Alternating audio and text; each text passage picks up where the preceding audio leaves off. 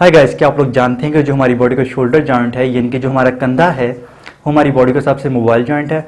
Mobile joint यानी कि इस शोल्डर जॉइंट में हमें बॉडी में एज़ कम्पेयर टू बाकी जितने जॉइंट्स हैं सबसे ज़्यादा हमें मोबिलिटी मिलती है। हमारे पास डिग्री ऑफ फ्रीडम ज़्यादा है, हम इसको ऑलमोस्ट हर डायरेक्शन में मूव कर सकते हैं।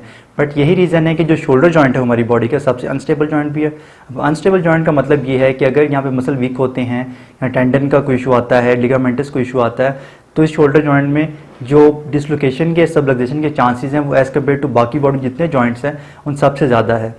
पर अब जो सवाल है वो ये है कि अगर ये जॉइंट इतना ही अनस्टेबल है तो ये अपनी जगह पे फिक्स कैसे रहता है, क्योंकि हमारी जो मोस्टली एक्टिविटीज़ हैं डेली लाइफ की वो हम शोल्डर जॉइंट को यूज़ करते हुए करते हैं। हमने अपना खाना पीना नहाना धोना जितनी भी हमारी मोस्टली एक्टिविटीज़ हैं दिन की, उन सब में जो शोल्डर जॉइंट है वो काफ़ी फ्रीक्वेंटली यूज़ होता है। तो इसका एक सिंपल सा आंसर है, वो है रोटेटर कफ मसल।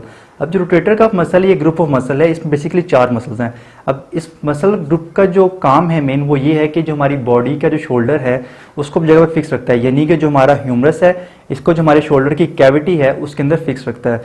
तो आज वीडियो हम यही बात करेंगे कि रोटेटर कफ मसल हैं क्या, इनकी इतनी इंपॉर्टेंस क्यों है, फिर हम देखेंगे कि इसमें कौन सी इंजरीज हैं जो कि ज़्यादा कॉमन है और किस पॉपुलेशन में इंजरीज ज़्यादा कॉमन है। मैं हूं फिजिकल थेरेपिस्ट दानिश अतीक, आप देख रहे हैं फिजियो गाइड्स। शुरू करते हैं आज की वीडियो को शुरू करने से पहले अगर अभी तक आपने चैनल को स्टिल सब्सक्राइब नहीं किया तो प्लीज़ सब्सक्राइब कर लें, ताकि हम जब भी वीडियो अपलोड करें, कुछ नया कंटेंट अपलोड करें, सबसे पहले आप तक पहुंच सके। रोटेटर कफ बेसिकली एक ग्रुप ऑफ मसल है कि जिसके अंदर 4 डिफरेंट मसल्स पाए जाते हैं, जिसको हम सिट्स भी कहते हैं। अब इसमें 4 डिफरेंट मसल्स हैं, सुप्रास्पाइनेटस है, इंफ्रास्पाइनेटस है, टीरिस माइनर है और सबस्कैपुलरिस है। अब जो चारों मसल हैं हमारी स्कैपुला से निकलते हैं और बैक से टर्न करते हुए हमारे आर्म पे आते हैं और यहाँ पे इसकी ह्यूमरस पे इंसर्शन होती है। अब जो बेसिक 4 मसल हैं, सुप्रास्पाइनेटस, इंफ्रास्पाइनेटस, टीरिस माइनर और सबस्कैपुलरिस, इन चारों के डिफरेंट फंक्शन है। तो पहले हम इनके फंक्शन देख लेते हैं। सबसे पहले बात आती है सुप्रास्पाइनेटस की। अब जो सुप्रास्पाइनेटस है ये हमारी जो आर्म है उसकी अबडक्शन में हेल्प करता है और जो हमारी उसकी जो पूरी रेंज है उसके अंदर असिस्ट करता है। सेकेंडली हमारे पास आते हैं इंफ्रास्पाइनेटस। अब इंफ्रास्पाइनेटस का काम ये है कि जो हमारी आर्म है उसकी जो लेटरल रोटेशन है उसके अंदर असिस्ट करता है। जो तीसरा मसल है टीरिस माइनर, इसका फंक्शन भी सेम है, ये भी जो हमारी आर्म है उसको लेटरली रोटेट करता है। और जो फोर्थ मसल है, लास्ट मसल है, यानी कि सबस्कैपुलरिस, इसका काम ये है कि जो हमारी आर्म है इसको ये मिडियली रोटेट करता है। अब इन चारों जो मसल्स हैं, अब हमारी जो शोल्डर की जितनी भी एक्टिविटीज़ हैं, ऑलमोस्ट एवरी एक्टिविटी, हर एक्टिविटी के अंदर इन चारों मसल्स का कहीं ना कहीं एक स्पेसिफिक रोल है। तो इसलिए चारों मसल्स जो शोल्डर की स्टेबिलिटी के लिए बहुत ही इंपॉर्टेंट रोल प्ले करते हैं। तो यहाँ पे बात आ जाती है कि जो रोटेटर कफ मसल्स हैं उनके हमारे शोल्डर जॉइंट में इंपॉर्टेंस क्या है। तो जो रोटेटर कफ मसल्स हैं ये हमारे शोल्डर जॉइंट में 2 इंपॉर्टेंट रोल प्ले करते हैं। पहला रोल ये है कि शोल्डर की स्टेबलाइजेशन, जैसे कि मैं पहले भी बात कर चुका हूँ। अब रोटेटर कफ हमारे बैक साइड से निकलते हैं हमारे स्कैपुला से और आगे आके हमारे ह्यूमरस के ऊपर अटैच होते हैं। अब जो रोटेटर कफ है इसका काम ये है कि जो हमारी ह्यूमरस का ह्यूमरल हेड है उसको ग्लिनोइड कैविटी के अंदर फिक्स रखना। इस तरह से शोल्डर की जो स्टेबिलिटी है उसको ये इंप्रूव करते हैं।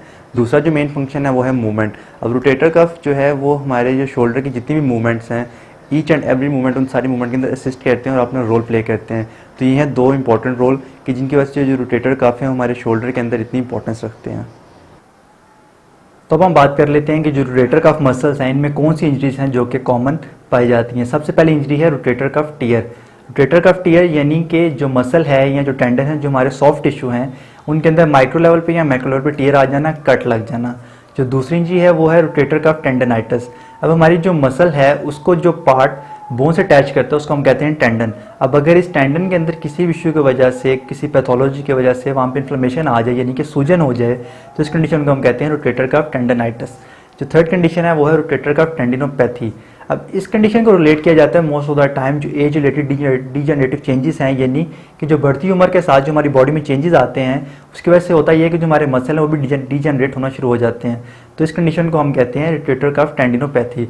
और जो लास्ट कंडीशन देखी जाती है ज़्यादातर वो है इम्पिंजमेंट सिंड्रोम।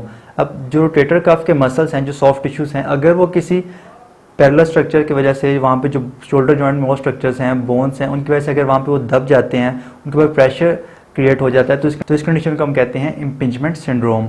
इंजरीज की बात करें तो यहाँ पे हम बात करेंगे उस पॉपुलेशन के बारे में कि जिनके अंदर रोटेटर कफ की जो इंजरीज हैं वो ज़्यादा कॉमन है, स्पेशली जो हमारे यंग एडल्ट्स हैं और वो लोग जो कि स्पेसिफिकली किसी स्पोर्ट्स में इन्वॉल्व हैं। अब क्योंकि रिपीटेटिव मूवमेंट की वजह से, गलत पोस्चर की वजह से जो रोटेटर कफ है उनकी जो इंजरी है वो काफ़ी कॉमन है। और सेकेंडली जो ओल्ड एज पॉपुलेशन है, क्योंकि वहाँ पे जैसे मैंने पहले बात कहा कि एज रिलेटेड डीजनरेटिव चेंजेस, यानी कि बढ़ती उम्र के साथ जो बॉडी में चेंजेस आते हैं उनकी वजह से हमारे मसल भी वीक होते हैं और वहाँ पे डिफरेंट इरिटेशन और आपको टीयर्स मिलेंगे और डिफरेंट डीजनरेटिव चेंजेस मिलेंगे।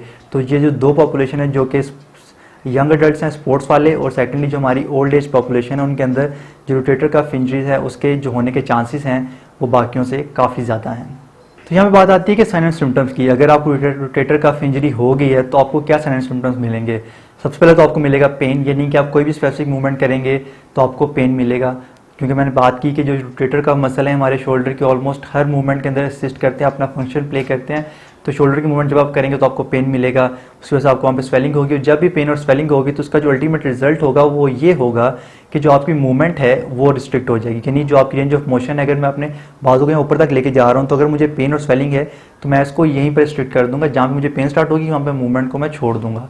तो ये है इसके साइन एंड सिम्टम्स जो कि कॉमनली देखे जाते हैं। अब बात अगर ट्रीटमेंट की करें तो सबसे पहले जो ज़रूरी बात है वो ये है कि यहाँ पे 4 मसल्स हैं। अब ज़रूरी नहीं है कि at the same time in चारों मसल्स के अंदर कोई इंजरी होगी, किसी एक मसल में भी इशू हो सकता है। तो सबसे इंपॉर्टेंट चीज़ आती है कि डायग्नोसिस। अब जितना बेहतर यहाँ पर डायग्नोज होगा और जितना एक्यूरेटली यहाँ पर डायग्नोज होगा उतना ही एक्यूरेट होगा कि हम जो पेशेंट है उसका ट्रीटमेंट कर सकें। तो इसके लिए यानी कि जो पेशेंट का ट्रीटमेंट उसके सबसे जो ज़रूरी चीज़ है इस कंडीशन के अंदर वो है उसका एक्यूरेट डायग्नोसिस। और जब डायग्नोसिस से हमने स्पेसिफाई कर लिया क्या है कि कंडीशन किसी एक मसल में है या चारों जो पूरा ग्रुप ऑफ मसल है, तो वहाँ पे सबसे पहले तो जो मेन गोल होगा फिजिकल थेरेपी के अंदर जो उसकी पेन और स्वेलिंग है उसको डिक्रीज़ किया जाए ताकि उसकी जो मूवमेंट बेहतर हो। जब पेन और स्वेलिंग को वहाँ पे ठीक कर लिया जाएगा, उसको ट्रीट कर लिया जाएगा, तो वहाँ पे जो अगला रोल आता है वो है जो मसल्स हैं उनकी स्ट्रेंथनिंग, क्योंकि जितने मसल स्ट्रेंथन होंगे वो उतना कम चांस होगा कि वहाँ पर दोबारा इंजरी हो सके। सो गाइस ये थी मेरी आज की वीडियो जिसके अंदर मैंने बात की रोटेटर कफ मसल्स के बारे में कि उनके इंपॉर्टेंस की हमारी बॉडी में और कौन सी इंजरीज हैं जो कि कॉमन है और किस पॉपुलेशन में जो इंजरीज हैं वो होने के ज़्यादा चांसेस हैं। आई होप कि मेरी वीडियो आपको अच्छी लगी होगी। वीडियो अच्छी लगी हो तो वीडियो को लाइक और शेयर करना मत भूलिएगा, और अगर आप किसी कंडीशन के बारे में जानना चाहते हैं, किसी प्रॉब्लम के बारे में कंसल्ट करना चाहते हैं तो नीचे कमेंट सेक्शन में ज़रूर बताइएगा। फिर हाजिर होंगे एक नई वीडियो के साथ, एक नए टॉपिक के साथ। तब तक के लिए खुदा हाफिज़।